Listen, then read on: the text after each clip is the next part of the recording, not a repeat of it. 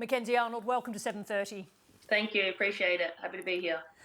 Now, most of us can barely watch penalty shootouts, especially in a World Cup. Can you describe being in goal as a player lines up for her shot? I mean, honestly, in a penalty shootout, I try and not really feel the pressure too much. I think it's sort of more put on the person taking the kick. I feel like I sort of have one or two ways to go and hopefully I choose the right way. But I mean, before a major tournament, especially a semi-final, we do a lot of research and have the goalkeeper meetings and all of that. So we usually have in mind what way we're going to go before we do it. You describe it as 12 yards separating you and the kicker. No one else exists.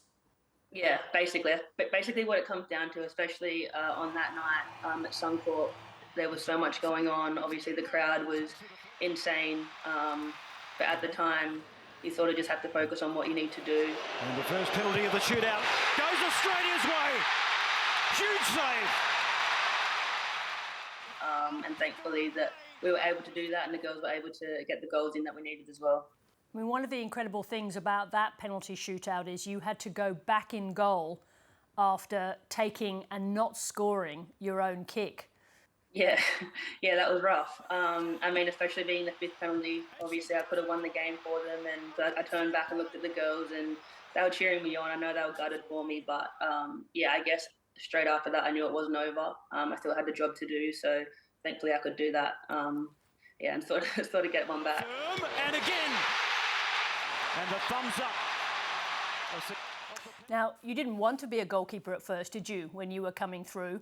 No, I didn't. I think there was a big stigma around being a goalkeeper when I was growing up, and no one really wanted to be in goals, and it was sort of the position that you went to when you weren't too good on the field. So, it was a big change for me, but I think at the end of the day, it was just something that I was comfortable with. I was a big rugby league fan growing up, always kicking the footy with my brother, so it was just something that I was used to, catching the ball and using my hands. So, it came quite naturally to me at the end of the day, but definitely one that I was hesitant for at the start. Now, you had a hearing problem growing up. You say you took a very long time to deal with that. Why did it take you so long? I think it took me so long because my brother was actually diagnosed with hearing loss when he was 1 or 2 years old. So he has had hearing aids his whole life. And I think when I would compare my hearing to his, it was never that bad. So I was always just like, oh, it's fine.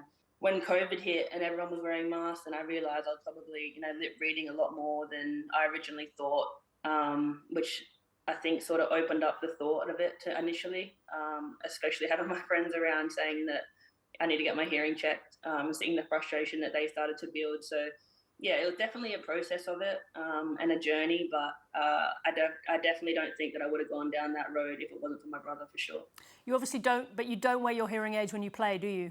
Not yet, no. I'm slowly getting there. I'm starting to train with them a little bit more now, just getting a little bit more comfortable with them. I think I just sort of want to get to the place that I'm not thinking about them or fiddling around with them or anything. So, I'm slowly getting there, but as of yet, not at the moment. Now, obviously, Coach Tony Gustafsson has left the Matildas. You say in the book that you never got that close to him, and that was a way, as he explained it, for him to be able to remain impartial when he was making important decisions. What do you think now, with all the experience that you've had, are the components of a great coach? I think now I actually had a conversation with Tony recently, and coming to that understanding that I knew that why he made the decisions that he made back then, and he understood why I was the way I was, being distant with him.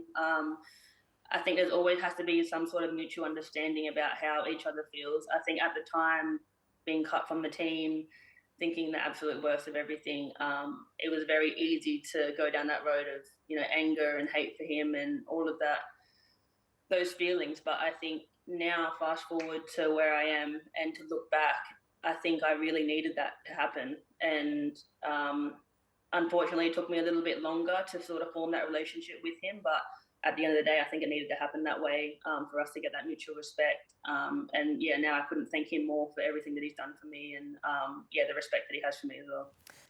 How much of being a goalie is about anticipation? That's a hard one, actually. I don't know. I think it comes hand in hand with it. I think, you go into a game and you don't want to think about the mistakes that you can potentially make. You don't want to think about the saves that you want to make. It's just you have to stay in the moment and you have to stay so present. It's really hard to do that as a goalkeeper when sometimes the ball's down the other end for a good, decent chunk of the game. So, yeah, it's definitely, there's some games that are easier than others for sure, in terms of mindset and keeping yourself in it. But I think that also comes with experience and confidence and belief as well, that you just have to keep growing with the game. How much can you read in the general flow of the game as well as in penalties? How much can you read what a player is about to do? It's hard because sometimes I feel like I can read players really well and they choose the other way or do something completely different. So I think it helps when you played with that player for a long time. The player that actually took the 2 penalties on me that I saved both, I was actually an ex-teammate in West Ham. So I just sort of knew how she worked. I knew that she was a confident player, but I also knew as the 11th penalty kick that she probably wasn't as confident going up. So yeah, it's just little things that I try and pick up on their body language when they're approaching the ball or whatever they're doing. But yeah, I also try and not read too much into it because I just get in my own head as well. Are you really good at scissors, paper, rock? I'm actually not. I'm really bad at that game. I know, surprisingly. I thought you'd be brilliant at it. I know, me too. We had some news this morning that Claire Polkinghorne has announced her retirement from the Matildas. What kind of a teammate was she? The best kind of teammate. I honestly cannot speak more highly about Polks. She was my first professional captain when I first came into the QAS and the Brisbane Roar, and the amount that I learned from her and how I was able to grow with her. And yeah, she has done countless things for me in my career that I am forever thankful for. And she's such a great teammate, such a great player, her leadership. But yeah, she's an even better person off the field. And yeah, we're going to miss her greatly for sure. Mackenzie Arnold, thank you for setting Australia on fire with your extraordinary skills. The best of luck with everything at Portland with the new team. And thank you very much for talking about your book. Thank you so much. Appreciate it. Thank you for having me.